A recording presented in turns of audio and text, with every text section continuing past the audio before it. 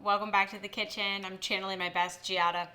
Hopefully you've seen the recipe for the Sunday sauce, and today I'm going to make my famous meatballs. So there's a couple little tricks that will make the meatballs really juicy and moist and flavorful every time.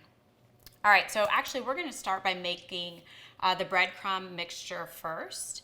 So I'm starting with a cup of gluten-free Italian breadcrumbs.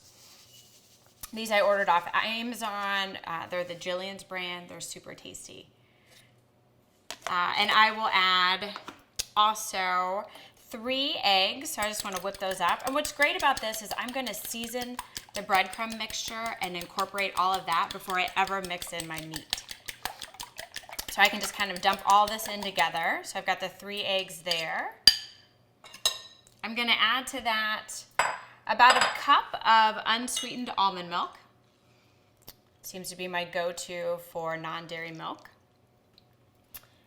I'm going to add nutritional yeast. Again, if you're eating dairy, I would put in Parmesan cheese in this step. But in my case, I'm going to add about a 1/4 cup of nutritional yeast just to give it that kind of umami flavor that Parmesan can bring. All right, as far as the herbs go, really simple. I'm just going to do a teaspoon of Italian seasoning. I love to add a little garlic powder. You can always do fresh garlic, but I think in this case the garlic powder works just as well, if not better, of really giving that nice Italian garlic flavor. And a teaspoon of onion powder. I've done ways where I've sauteed fresh onions and put those in the meatballs, but it's just a little bit of added work. And this seems to work really well just the way it is. All right, from this I'm going to mix this all up together so it makes almost like a little paste.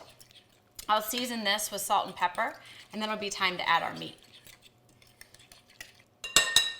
All right, so just a little bit of kosher salt, and again, you want to think kind of more salt the better. I mean, you don't want to oversalt. I've been accused of oversalting at my house, but salt is a flavor enhancer, and if you don't add it, it's not going to bring out all those really awesome Italian flavors.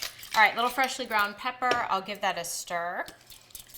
And then everyone's kind of particular on meats. I love to do 3 different variations. I think my favorite is using fresh ground veal, but I can't find that these days. So I've got the next best thing. I've got here a little grass-fed ground beef, a little ground pork, and then just some bulk mild Italian sausage. If you love spicy, go with the spicy version. But my kids, they have an aversion to spice, so I have to go with mild in my case.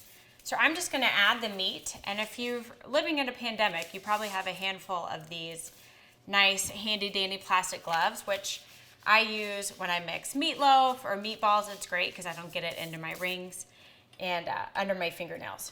All right, so I'm just gonna add the meat and breaking it up and adding it to my breadcrumb mixture. So really wanting to get that all nice and mixed up.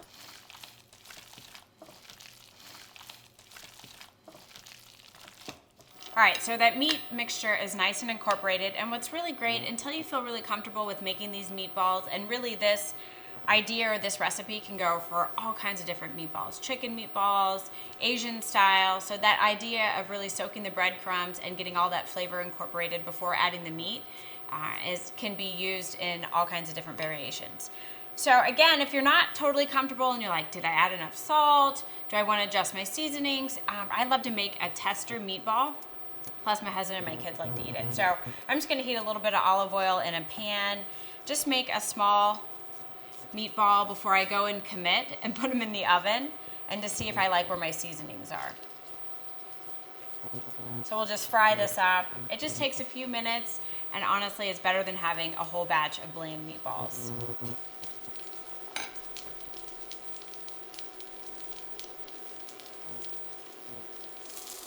All right, so I fried that up on both sides. It makes this little kind of like meatball burger.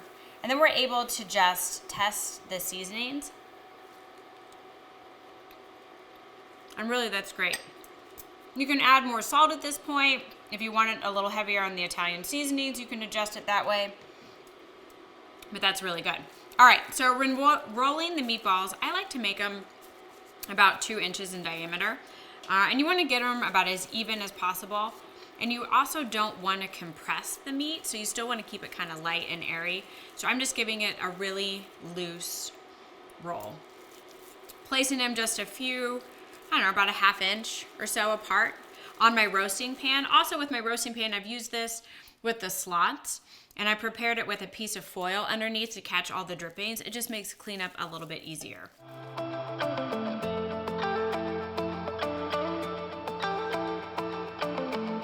All right, so these are all rolled. They're roughly around the same size, and they're gonna go in a 350-degree oven for about 25 to 35 minutes. So I love giving you guys a range of time. I think all ovens are a little bit different in temperature. It depends on altitude and where you are. So I'll check them about halfway through with just a little touch test. So if you make a soft fist, if your hand is totally open, that would be rare. If you make a soft fist, that's about medium. And if you close the fist really tight, that's well done. So I want them about, medium to medium plus. So let's see how they go.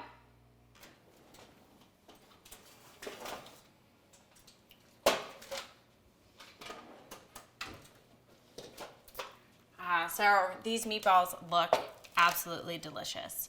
So from here, if I was going to put them in the tomato sauce, which I would, I'd just put them directly into the sauce and heat them up at time of service. Or, especially when we're trying to find all of these items that we can serve for holiday gatherings or get-togethers that we can do separate so that there's not a lot of cross-contamination. I love using these meatballs just on a buffet style. You can put a little bit of tomato sauce at the bottom, throw a meatball, even maybe 2 in there, and it makes a really nice presentation for your guests. So serving it just like that. There's the Italian meatballs. I hope you enjoy.